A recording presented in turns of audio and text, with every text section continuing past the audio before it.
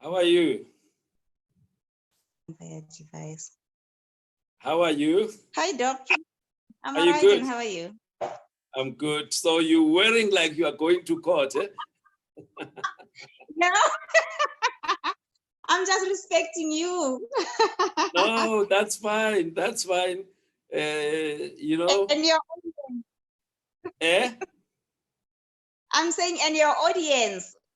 Yes, yes, yes. No, it's good. Even the picture we put, we had to put the picture that is your cover page picture with showing all the books that you know by Oh, head.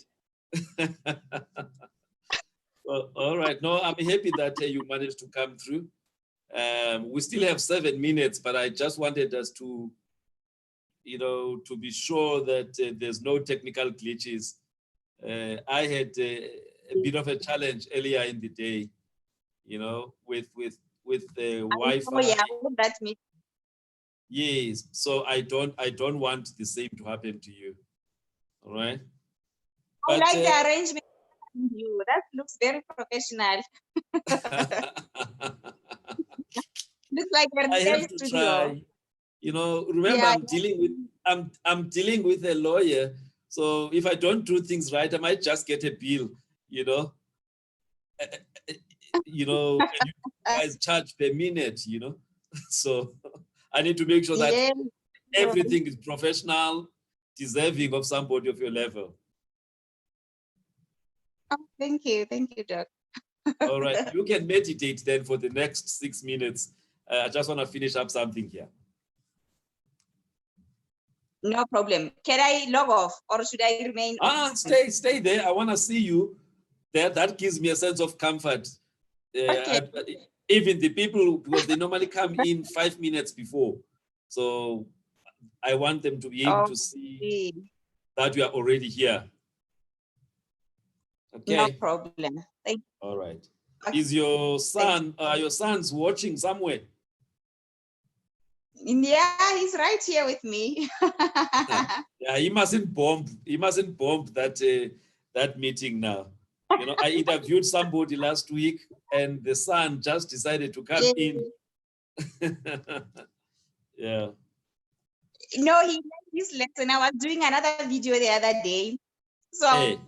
I was recording myself dancing. He came in front of me. So while everybody was laughing, he thought they were laughing about him or at him. So since then, I see he doesn't play in my space and Yeah, he camera. must. He must stay away. He must stay away. Yeah. All No, right. tonight we are good. Great. Okay. All right, Doc. It's Sure. fine then. You let me know when it's time for it. All right. Okay. Sure. With 5 minutes now. No problem. Thanks.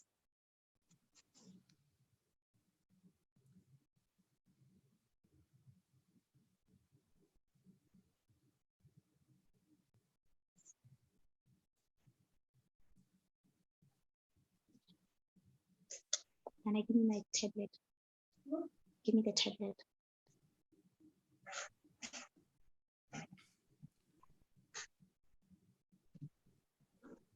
Thank you. I look beautiful. Eh?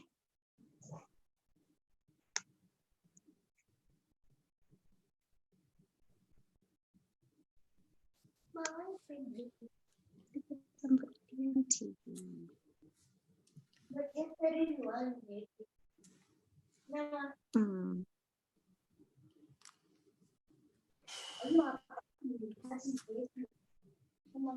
Mm.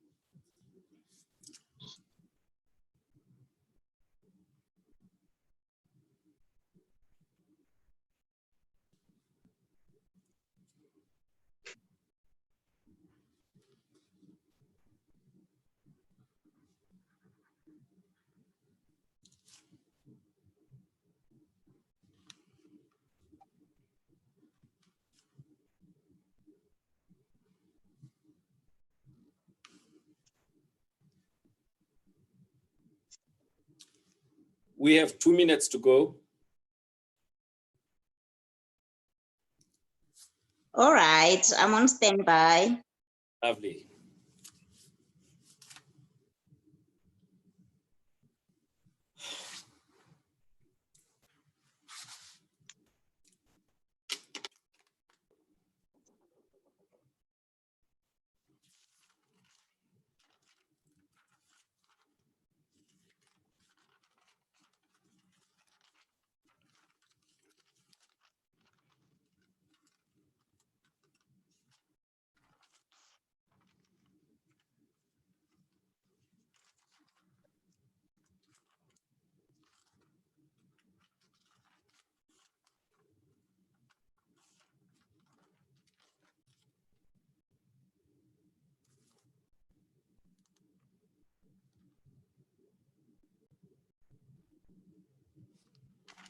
One minute to go.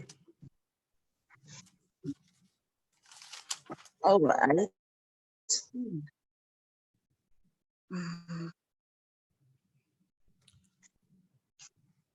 Good evening, ladies and gentlemen, who have joined us for this discussion.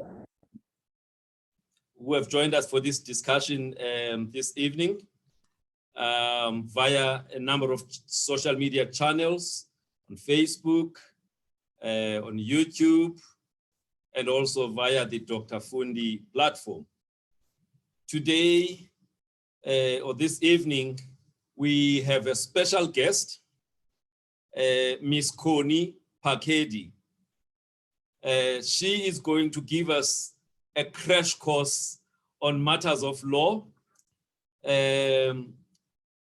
Connie Pakedi is the founder and the director of Pakedi Attorneys Incorporated, a 5-year-old legal firm that's based in Joburg CBD.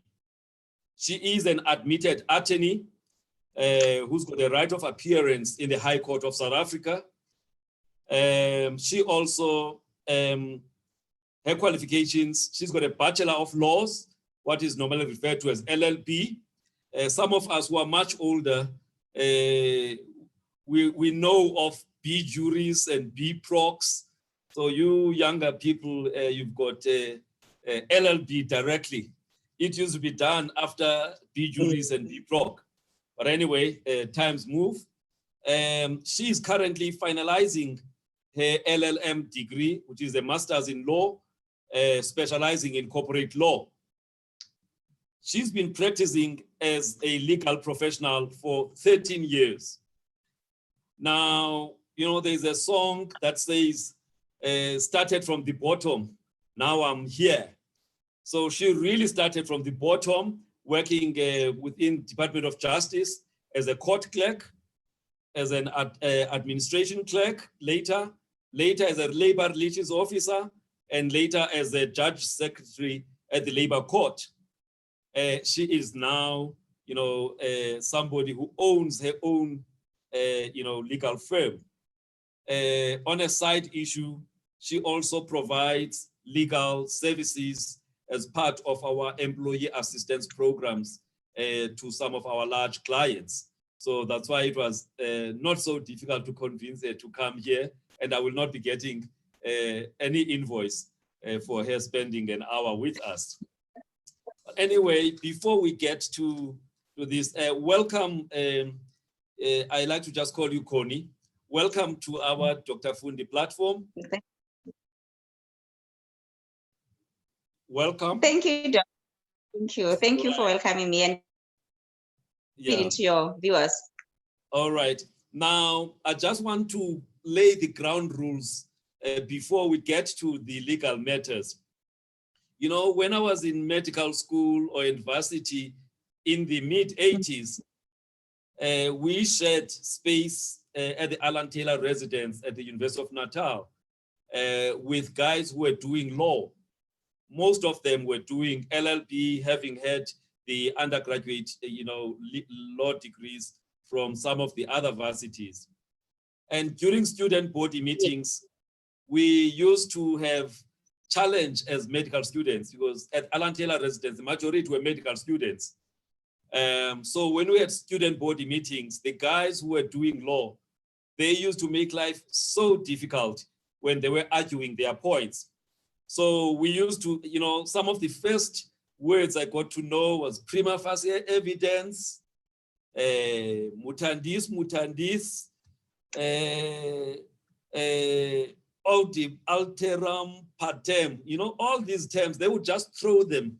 And that would actually kill the debate because the poor medical student didn't know how to actually respond to that high-powered type of English that came from Latin.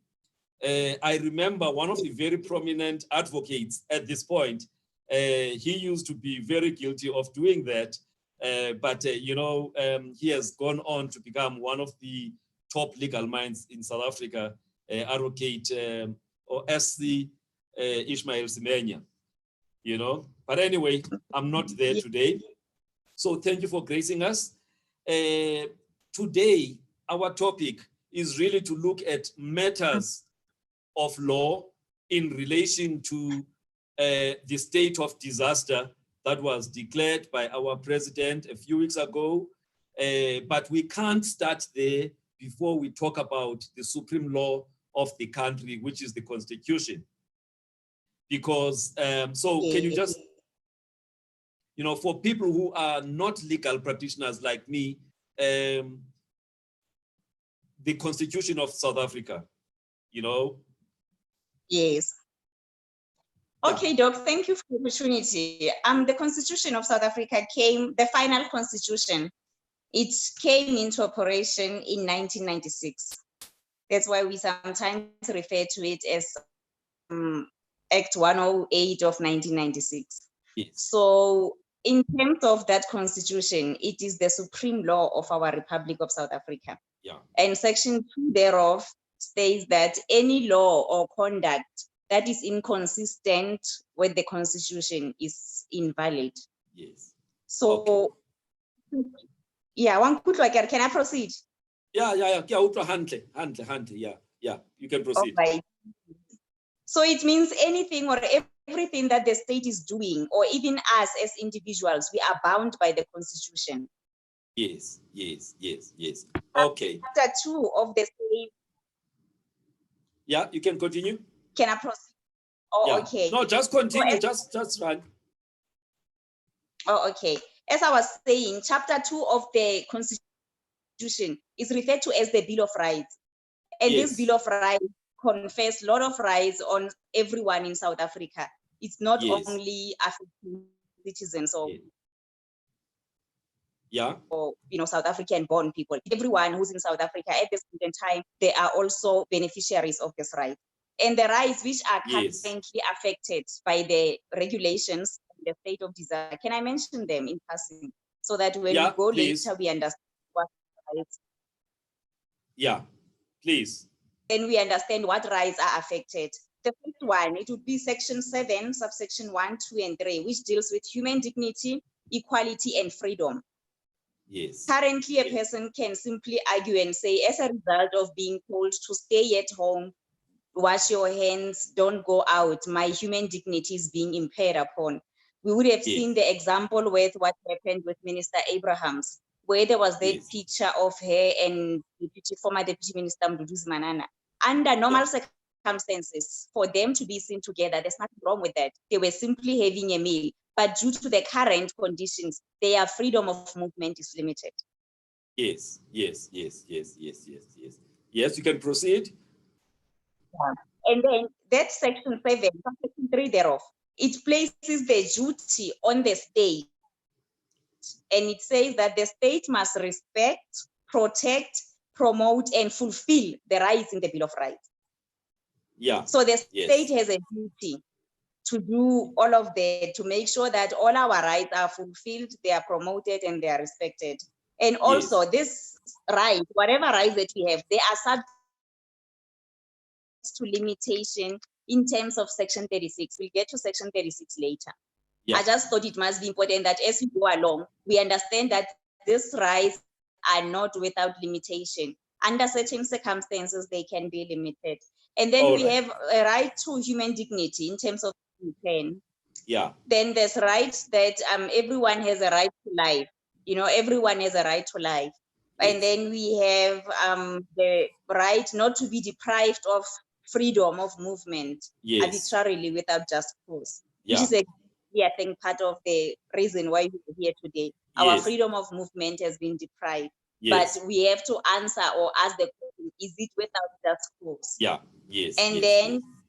subsection 12, subsection 2C thereof, it says that everyone has a right not to be subjected to medical or scientific experiments without their informed consent. I think this one I leave it to you, because I saw the other day you posted something that there's no vaccine. Yes. There's Yeah. fake Yes. news Yes. that Yes. Yes. the Yes. Yes. tests are going to be conducted. Yes, so we Yeah. have a constitution that protects all South Africans to say Yes. no testing of vaccines can be done unless we are Without their informed and we express get consent. exactly. Okay. And then And we also have a right to privacy. yes. Yes. Yes. Yes. Yes. Yes. Yes. Yes. Yeah, we have a right to What does that privacy, mean? and the right to privacy, it applies to a lot of things. Your cell phones, for instance, your communication. The state or anybody does not have a right to infringe your privacy by intercepting your communications. And the Yes. state cannot just show up, the police cannot just show up in your house without a search warrant, which authorizes them to come into your house to say, we are here to search, because they are Yeah. invading your privacy. Yeah. Okay. Yes. All right. And then we have the right of freedom of religion, belief, and opinion. Currently, Yeah. there's no church organizations. Yes. They So have we to can't do their work currently. virtually. Exactly. And Yeah. I'm one of the people who might be affected. I know you love to fellowship. Yeah, you are definitely affected. Uncles cannot even be sent for Lobola negotiations. So we are affected. Because Yeah. currently we can't have weddings, can't have nothing like that. Yes. And then we have also our freedom of expression to receive or impart information or ideas. That right has also been limited. Yeah. And is also expressly limited by the current regulations, which makes it a crime for anyone to intentionally share false information relating to COVID-19, or even the efforts of the state to curb this. Yes. We're gonna get to that, because I've noted these areas, the limitations of the right of freedom to movement, freedom of expression, right to privacy, and freedom of association. So we're gonna need to expand on that. But yes, I'm happy that you also pick them up. Yeah. Yeah. You can continue. And then the right to assembly. Okay. And also our section 18 right of freedom of association, that has also been taken away for a while. And then section 21, freedom of movement and residence, that has also been taken for a while, because you find that as a family, your wife and kids are based in Limpopo. And at the time of lockdown, you were here in Gauteng. The regulations are preventing you from traveling between the two provinces, not even metros, not even districts. So that also infringes on your freedom of movement and residence. Yeah. Okay. All right. So and you've also, meant, yeah. And you also the freedom of trade.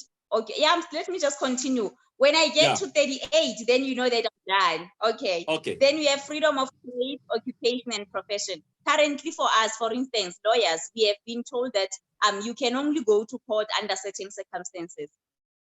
You can only go to court on condition that you have a permit, and the matter that you are going to court for, it's regarded as an urgent matter and falls under those listed as, those that the court can deal with currently. So it means currently also your freedom of trade and occupation is limited.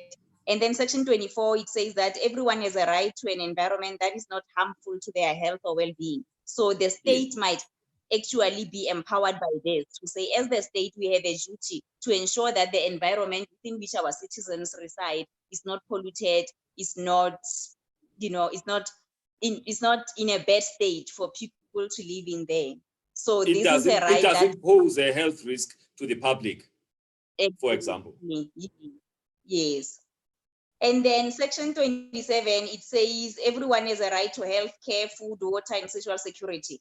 And this section also imposes a duty on the state that the state must take reasonable legislative and other measures to make sure that they were within their available resources, they are able to achieve the progressive realization of this right. So if the right to health is primary on the state, we must take into account the state of our country on normal day-to-day basis. We know how our public medical institutions look.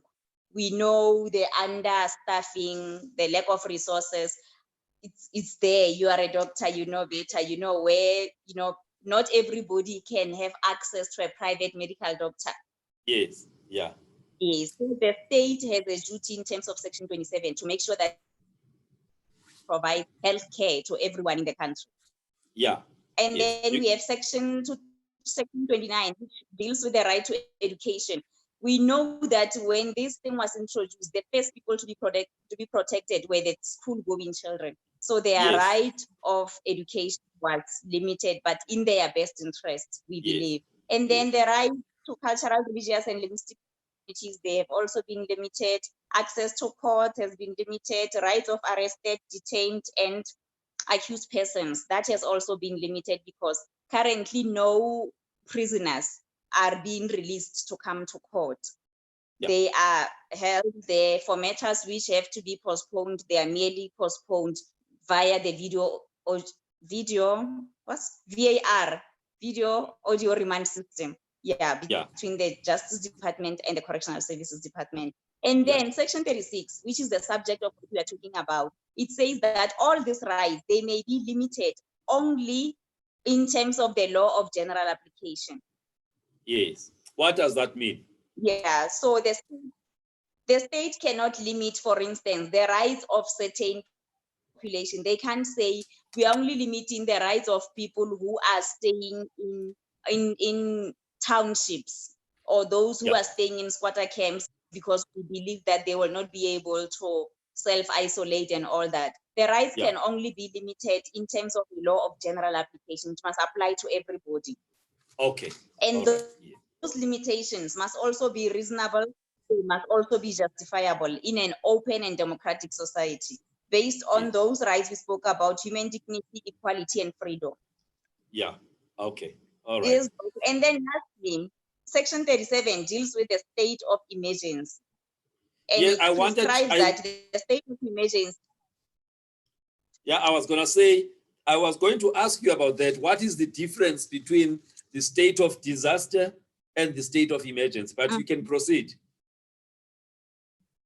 Okay, yeah, the state of emergency may not last for more than 21 days at a time, and it may not be extended for more than 3 months. Yeah. So the state of emergency, for instance, can be declared by a president if there is war, natural disaster, or even had we waited longer. I normally hear people saying the president acted prematurely. Some of them, they say he acted at the right time. I mean, look at what's happening, for instance, in Spain or America. Their rates of infection. Italy, yes, Italy or America, the number of deaths recorded on a daily basis. I think that's a country that can declare a state. Yes.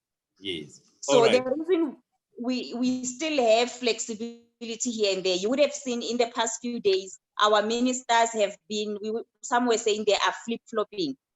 They tighten the regulations and they relax them. It's because they understand that we are not under the state of emergency, but it's just a disaster. We are trying to manage the situation. Yes. Yes. So that gives them a bit of, room to maneuver as compared to if it was a state of emergency. Exactly. Okay. Yes. Okay. Yeah. So when we go to this Disaster Management Act, it's an act of 2002, which came into operation on 15 January 2003. Before we move on, are you happy with the rights that we? Yes, no, I'm happy because I wanted us to lay a solid foundation to say our constitution, hard fought for constitution, has given us Bill of Rights. All right. And you've gone through all of them, and I'm happy about that. Now, let's then get to the act that, has put us where we are. Yes. You can continue. Okay, Doc. Okay, the purpose of the Disaster Management Act, it says that it is to formulate the disaster management policy that focuses on preventing or reducing the risk of disasters, mitigating the severity of disasters, emergency preparedness, and rapid and effective response to disaster. So it would Yes. seem that our government currently, they took a position that COVID-19, as it stood, I think it was 5 March or whenever the first case was recorded in South First Africa. case was on the 5th of March. Yeah, it was still a disaster. As I said, our numbers, I'm not a doctor. I don't know how are we doing, but I had today Well, 1749. by yesterday, we had 1686. I haven't checked today if there's an update with about It was 12 people that had already 179. passed on. Yeah. Okay, today we are on 13. Earlier on when I checked, the number was now 1749 and 13 people now. Yeah. Have passed on. So it seems, yes, government, they dealt with this under the Disaster Management Act, not as an emergency as opposed to other countries. And the act says that it does not apply during the state of emergency. So you can't have the Disaster Management Act when the state of emergency is declared. I think that is why, as we were saying earlier on, the Disaster Management Act gives our ministers some room to maneuver around the rules, create the regulations as they go. But I would believe that under the state of emergency, there's no room for such. Okay. All right. Yeah. And the act also, Doc, it empowers the president to establish a committee. I think that is why when we remember, that's exactly what he did. And the committee must be chaired by a minister, currently is the Minister of Culture, and we have a few relevant departments which are represented according to their portfolios. That is done in terms of the act, yeah. So basically what has been done, the regulations. Yeah. Yes, Doc. No, I was gonna say what has been done, is actually in line with the act in terms of the structure to, to drive this state of disaster. It's in compliance with the act. Exactly. Yes, Okay. and the main aim is to make sure that they protect our rights, to make sure that the right to life is not compromised at the expense of everything else. I've heard people, for instance, who are saying the economy is suffering. Why don't you let everybody else go to work? And I think that's where there will always be a balance. The balance has to always be made to say, there's no right where it says everyone has the right to economy, to have money, and to have, there's no such right. But the right to life, we know where we come from the apartheid government, where right to life was not there, where people used to just, So compliance with the regulations is peremptory. Like there's no room where you can choose to say, do I comply with this? Do I not comply with this? There's no such room. Currently in our courts, I've seen 2 judgments from the Mpumalanga division, where the first one, it was an attorney who made an application to court. According to the judgment, he wanted to attend the funeral of his grandfather, I think in the Eastern Cape, and he's based in Mpumalanga.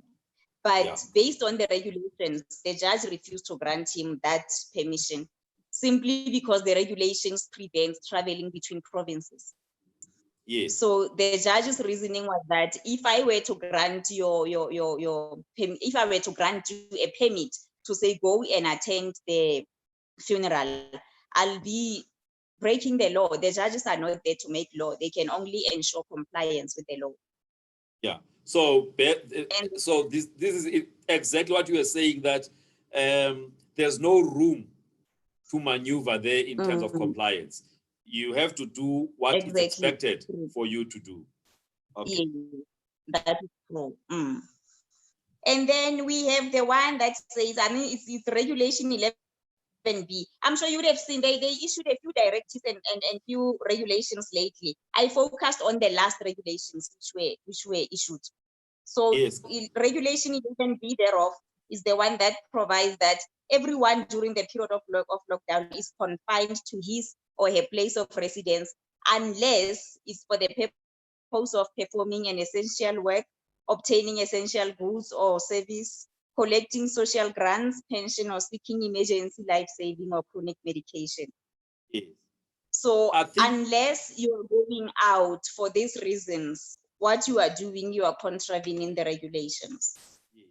now what happens to those who don't have a place of stay?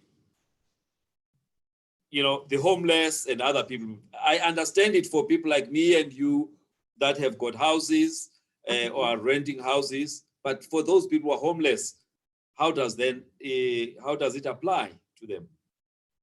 I've seen, I think there was in Gauteng, what I've seen, I saw MEC Panyaza Lesupi, he did a very good job. I think he's the acting MEC for social development. Yes. I've seen that they have availed, you know, a few places where they are accommodating the homeless. And I also saw the same thing at Free State. I think Free State has also done the same. So I think here and there, our government is really doing their best under the circumstances. So a person who is homeless. Yeah. Yes, Doc. You can continue. I'm saying a person who is homeless, remember the state also has a duty to ensure that they provide housing within their reasonable means to everyone in South Africa. So what I've seen them doing in other provinces and Gauteng, I think is commendable.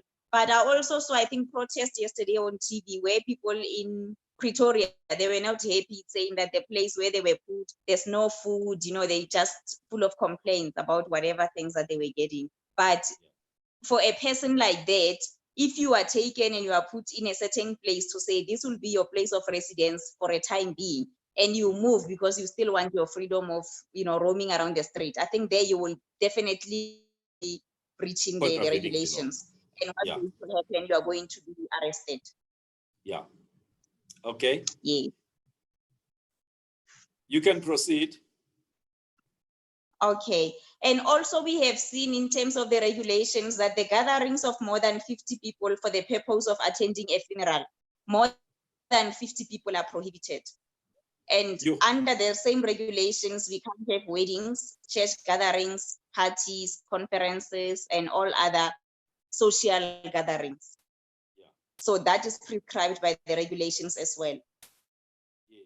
Okay.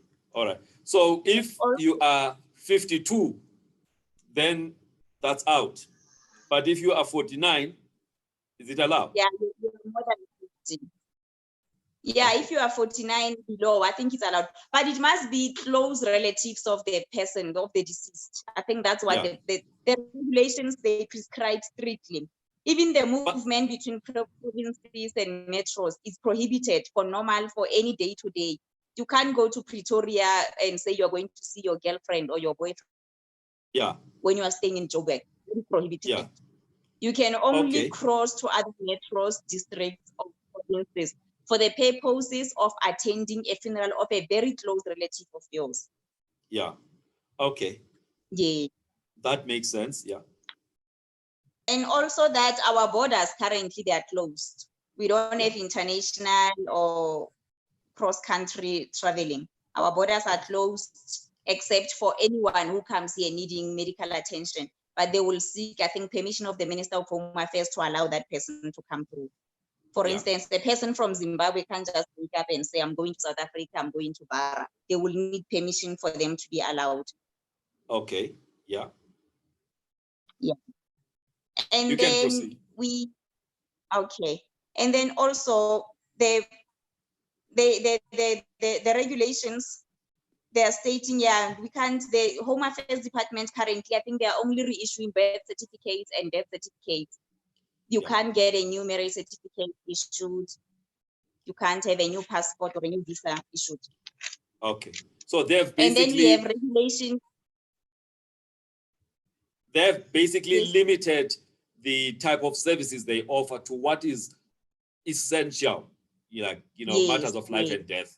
Yeah. Exactly. Because I think you can imagine if they were to issue those marriage certificates, the current problems that we have of fake marriages, a lot of things would go wrong. Imagine if they were to issue new birth certificates, anybody could come and say, I gave birth, it will create chaos for us.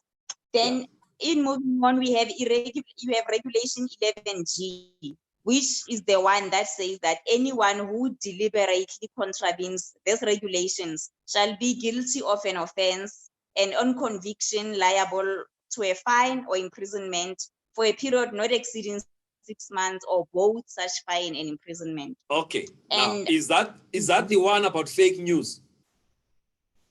it's a lot. It's actually about everything. I'm trying to look here. I've seen some courts, they have actually came up with a list to make it easy for the public and also for the court staff, so that you know that if you are Dr. Nyati and tomorrow you are seen going to Pretoria, then the police say to you, but you can't go to Pretoria, this is not the right time. Then you convince them otherwise, then they let you go.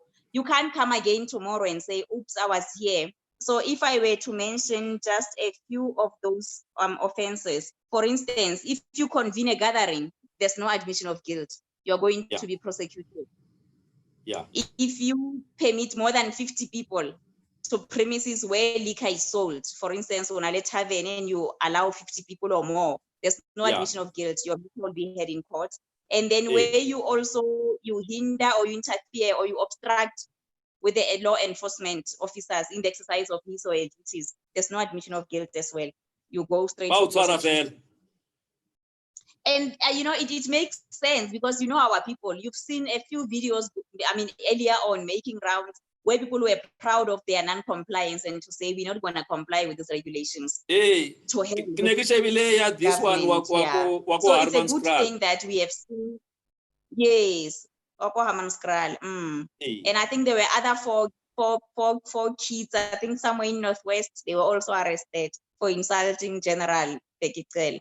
And then there's one, Regulation 11, subsection 4, the one that says where you intentionally misrepresent that you or any other person is infected with COVID-19, there's no admission of guilt. I think earlier on we heard of a woman who, I think she didn't want to be stopped at the roadblock or something.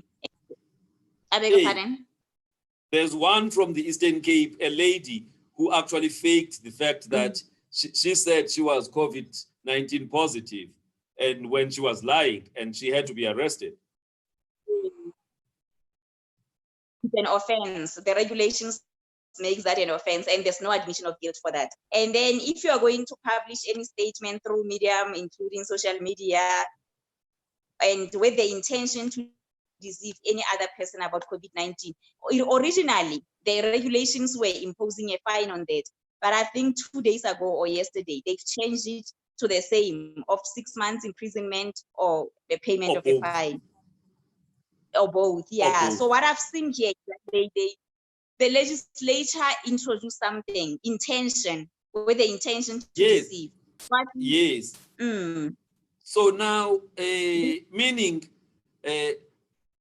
somebody must prove that there was an intention to deceive, right? For you to be found guilty of that. Okay. All right. So because you know what? Maybe I missed your question, Doc. Can you repeat? Okay. I was saying the latest or the amended regulation talks about intention to deceive, intention to spread false news. So I'm saying for one to be found guilty, one must prove that they intentionally wanted to deceive. So isn't that difficult to prove that intention?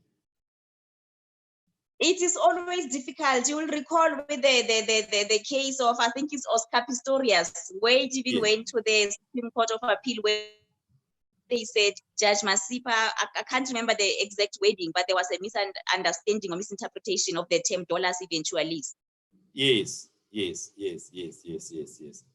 it requires that before I spread the news, I must foresee that the news that I'm spreading is false, number one. Secondly, the likelihood of this news spreading and affecting or like hampering government's current efforts on curbing this COVID-19 spread is there. You would have seen the gentleman. There's a gentleman from the Western Cape who actually came out on video and spread news that, the testing kits are like this and that. So that kind of thing, that's an intentional, or intention to actually mislead or deceive people. So was that person, Exactly. was that person arrested? He was arrested, yes. I saw today on the news that he was arrested, and it's the DA, that lady, that opened a case against him. Okay, all right. Because I So, wanted to as I know. said, we remain to see. Yeah, I wanted to know if was in social media, every day we are bombarded by people who are spreading false news. What can I do Yes. as a citizen, to actually report those kind of people? I mean, in the build up to the movie that was played on Sunday, Contagion, there was just so much of false news. There's the false news around the 5G and its association to COVID-19. There's others who are bringing other things. So I've tried to, to engage and tell them that, guys, this is nonsense. But at some point, one needs to be able to say, you know what, you are contravening the law, and I use my, my right as a civilian to actually report that kind of person. So does the law allow me to do so? Yes, you may actually report. I think we usually take this information for granted. I will have to look for that. There was information published where they do, I think there is a currently, I'm not sure if it's sponsored by government or it's privately owned, but there is an organization that deals with people who are spreading fake news. Yeah. So it has always been a crime. Yes. It has always been a crime to spread fake news. It's just that currently the government, they have seen that, you know what, in our efforts to try and cap this is going too far. Yeah, okay. No, for me, I'll be very happy to report, because there's just too many people who are pseudoscientists, about Dr. Google overnight, who think that they can spread news on things they know very little about. Yeah. Little about, exactly. And they make so much noise to an extent that you as a professional, you even feel like, you know what, I can't even enter this debate due to the level of yeah, because they usually find each other. It's usually a circle. They usually find a few, 5, 6, 7 individuals who strongly support them. And these are influential people in communities. Yes. These are those type of people who, during a meeting or a community meeting, say, let's burn the school. Suddenly the school is burning. Nobody knows how, why. Yeah, okay. All right. Yeah, okay. You can proceed. Okay, Doc. And another case, I'm not sure if the Minister of Home Affairs did highlight, I mean, he did report that, because I think this was started by him some days ago, where he was not happy with a Facebook post where somebody was saying there's I think a truck of Chinese, they came from Mozambique via South Africa. I'm not sure if you heard that fake news. Yes, no, I read that. Yes, I read that. Yeah. And he was not impressed with that, because at the end of the day, it was actually, saying the Department of Home Affairs is not doing anything. They're not doing their job. Instead, they are the ones having COVID-19 people who are tested positive to come into the country. Yeah. Okay, Doc, let's move on to chapter 3 then of the regulations. Yeah. Chapter 3 deals with contact tracing. I think we discussed it earlier. Yes, yes. I think it's very important. That's a very important area. It's one of the most recent regulations that, where a judge had to be appointed to basically, look after our interests there as the public. Yes, yes. Yeah, you can talk about that one. Okay, Regulation 11H is actually authorizes or states that the Department of Health, the National Department of Health, has a duty to develop and maintain a national disaster database, a national database. Yeah. And this database is the one that's going to enable them to track and trace the persons who are known or reasonably who are suspected to have came into contact with anyone who have tested positive with this COVID-19. Yeah. And then the same regulations, it says there that the tracing database shall include personal details of the person. For instance, if I go out and I test positive, upon my samples being taken, the tester or the lab, they must take information from me, including my personal details, ID number, residential address, cell phone number of all people that have tested positive. So that information is compulsory when you do the test. And then the information that is contained in this database, because what happens is that this information must be reported to the Director General of the Department of Health on a weekly basis. Yeah. So the Okay. information that is contained in the database is confidential. Yeah. Okay. Yeah. But only authorized people may disclose it. Not everybody may disclose it. And they may only disclose it for the purpose of preventing or combating the spread of COVID-19, not for any other purpose. So that information cannot be used thereafter for anything else but for the purposes of tracing contacts and also for managing the pandemic. So once the pandemic is gone, that information, what happens to that information? That information must be destroyed after 6 weeks. After 6 weeks, when the state of this current period of lockdown is over and is announced as such by the president, the DG must destroy that information.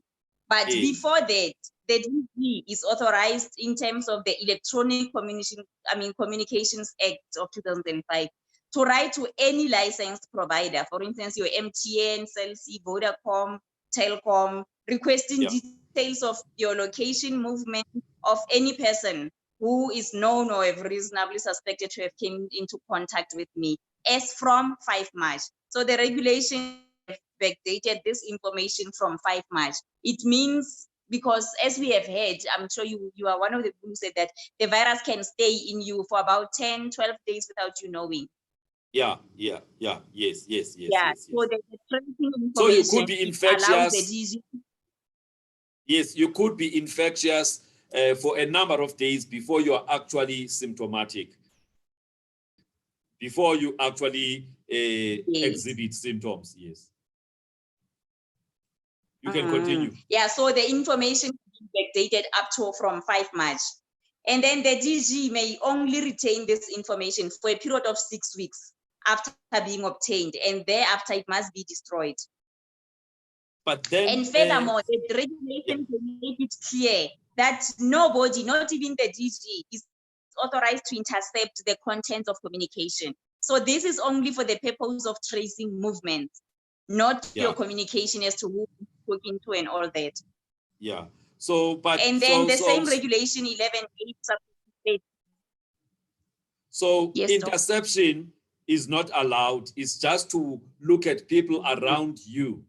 But the interception of the content of communication is not allowed. That's under the RICA Act, right? Yes, it's not allowed.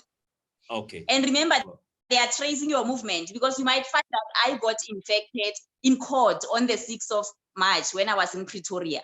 So I go and go around, go to High Court, go to Mthatha, go to Four Ways, go everywhere. So by the service provider giving the DG my movement, it assists the department as to where can they look around. Okay. But no conversation of mine is accepted. And there's no need for them to get consent from me to source that information about me from MTN. Okay. No, not at the moment. Because remember, they are only using it for the purpose of tracing. It's not, it doesn't really affect you that much. Yeah. Okay. But it's still my information, yeah? All right, no, you can proceed. Yeah, but then remember, as I was saying, the regulation 11H, just to show you that our government, our state still respects the constitution and the rule of law, and that democracy, we are still living in a democratic country. The regulation 11H, it authorizes the Minister of Justice to appoint a designated judge who must be a retired judge to be the COVID-19 designated judge. And currently they have appointed Justice Kate Oregon to do that. Yes. Yeah. Okay. So all right. So is her interest to protect our interest as the public against possible abuse, or what is her role as that judge? Her role is to balance our rights. Remember earlier on we said, yes, we do have these rights, but they can be limited in terms of Section 36. Yeah. Okay. Yeah. All right. So she's there to balance all of that. She's there to always weigh to say the right to freedom of movement when compared to the right to life, which one do we value the most? Yeah. Okay. All right. Yeah. All right. And then the DG, as I was saying earlier on, the DG must file a weekly report with the judge setting out the details of the persons whose location or movement were obtained. So you see, you are still protected. It's not like the government is only going to want with your information, it ends there. The DG must report on a weekly basis to the designated judge. And the judge, upon receiving this information, she may make recommendations to the Minister of Culture together with the Minister of Justice as she may deem fit regarding the amendment or enforcement of these regulations. Yeah. Excuse me. Yeah. Okay, then you must sanitize those. You must sanitize those hands. I will do that. Yeah, and the judge must also safeguard the right to privacy, as you were asking earlier on. The judge's role here and the duty to safeguard your right to privacy and assist the Department of Health as well with the effective manner of containing the virus. Okay, okay. Loud, so all very is clear. not lost. Yeah, Yes. all is not lost. Yes. Okay, We but then there's something I picked up that there's something I picked up that that information, as much as it can be destroyed, but for research purposes, it can be kept in an encrypted type of format where it doesn't have the names of people, but it can be kept for research purposes or something like that. I haven't seen anything like that in the regulations, so I don't know. All right, no, because I was listening to the judge because she was being interviewed, and she said, look, if the information is kept, it must not be able to be traced to an individual, you know, and stuff like that. But anyway, let's leave that. Yeah, you can proceed. I think that will be also part of her recommendations. As the regulations are saying, she may assist with the amendments here and there. I think it will really come in handy even for government to protect them from any possible lawsuits as a result of these regulations. Okay, yes, all right. Yes, continue. Okay, Doc. I don't know if you have any other questions, but currently on the regulations and the Constitution, I think I've covered everything. All right. Now, okay. No, I think I'm happy. You know, I mean, the main purpose of this interview was to unpack, you know, this State of Disaster Act and its regulations in relation to our freedoms as per our Constitution of South Africa. Now, I'm going to ask you another issue that is maybe related. I am not sure. Now, when we enter into contracts, whether it's me, you know, PHS entering into a contract with a landlord for the premises where we are operating, or an individual entering into a contract to lease somebody's property, what I want to know, there's normally a clause that's called force majeure. I don't know if I'm pronouncing it properly. Now, can that be used in this instance where somebody says, look, I can't pay the rent, or I can't do this because of this disaster of COVID-19 pandemic? I know of friends whose tenants have given that excuse that I can't pay rent for the end of March, and they use the force majeure clause. So I want to know, is it the kind of situation where we can use that clause to get out of certain responsibilities as per the contracts that we've signed? I'm not necessarily talking about PHS, I'm talking in general.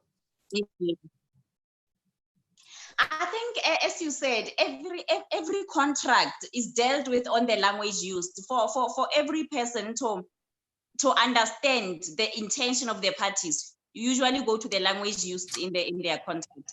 So if the contract specifically provides for the force majeure, it would have listed them. It would have said, for instance, like natural disasters, supervening impossibility. Exactly.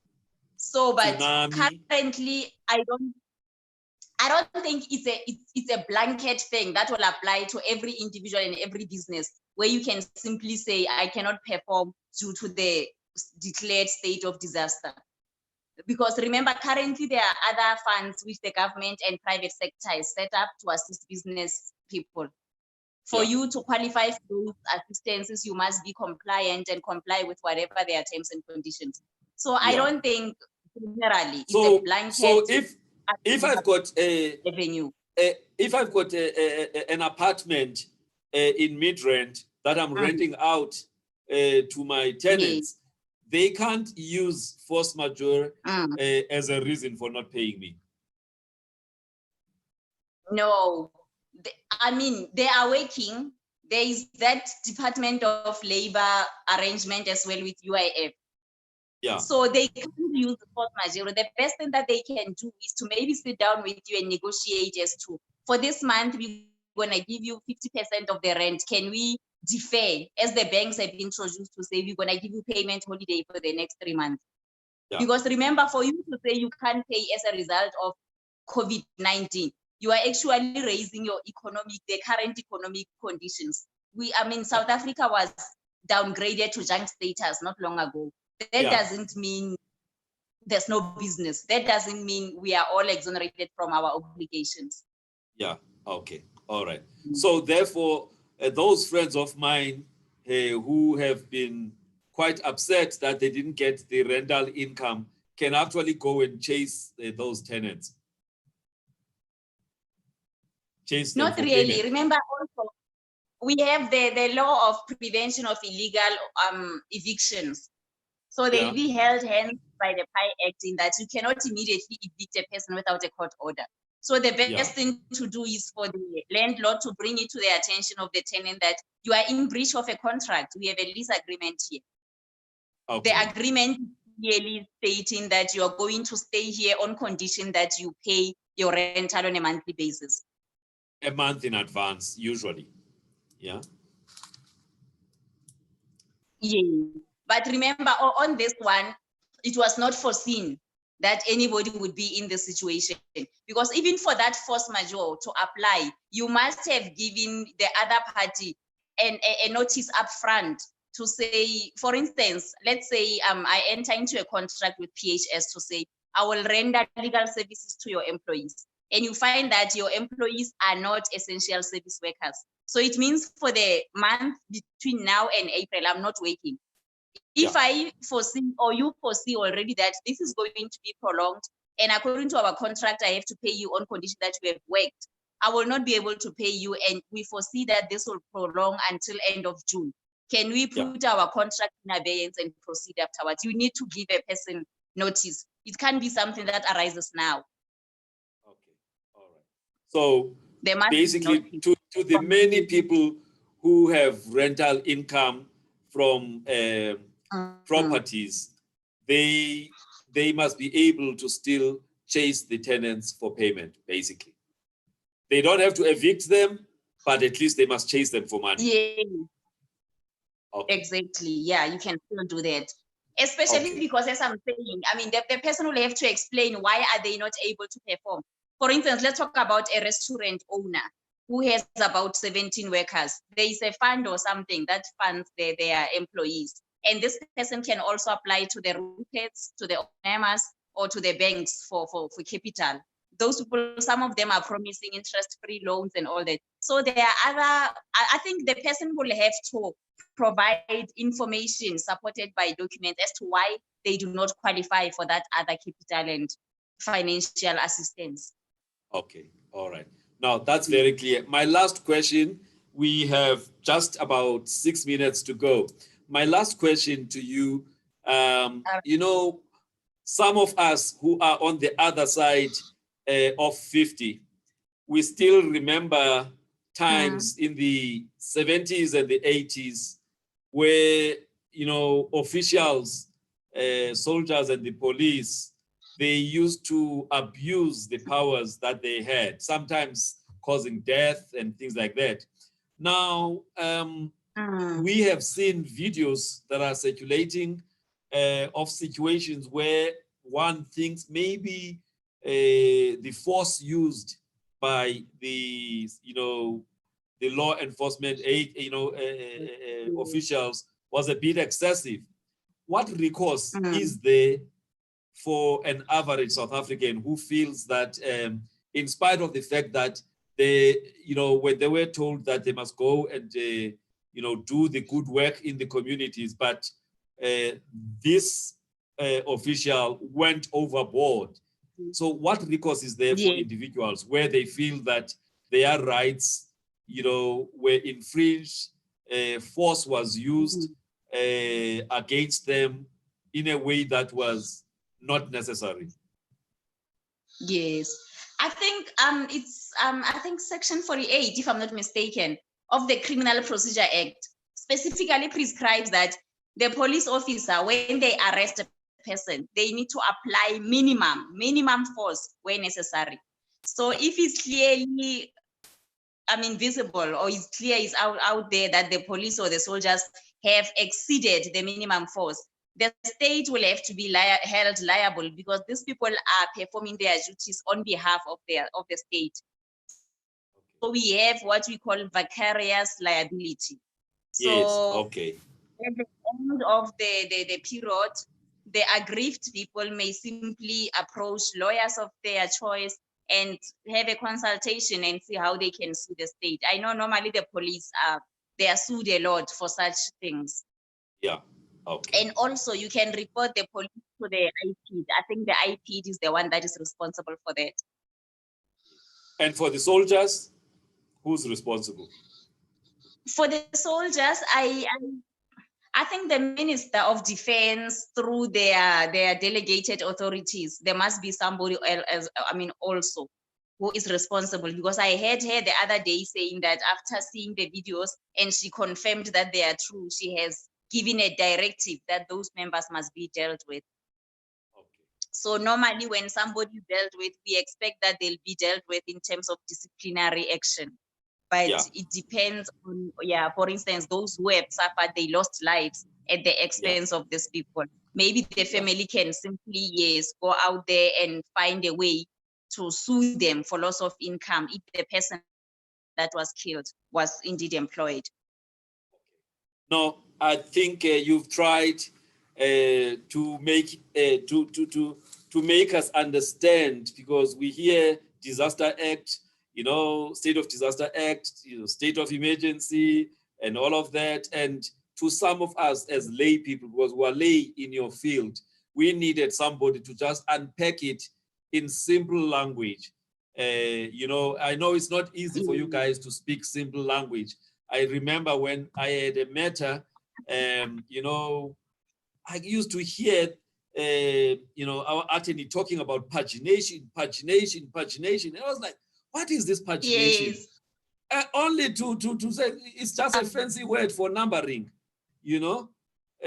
So you guys, sometimes you use very difficult language for simple things, but you have definitely made it easy for us. So I want to thank you, Connie, on behalf of all our viewers, to say you have done your best, and you have unpacked the you know, for us to understand the limitation of our rights that are enshrined within the Constitution, because the situation is such that it is in our interest as the, you know, as the citizens of South Africa to actually have those rights, you know, being restricted for the time being, up until COVID-19 pandemic has been, you know, successfully managed by the country. So I want to thank you for your time. Thank you so much, Doc. Thank you for inviting me.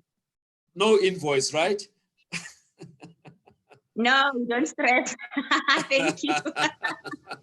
All right, man. Thank you Thank very you, much. John. And Thank you very much. thank you to your boys there at home for actually allowing you to go through this interview. And yeah, we hope to talk again soon. Thank you very much. I appreciate. Thank you so much. Good night. All right. Bye. Good night. Night. Thanks. Bye.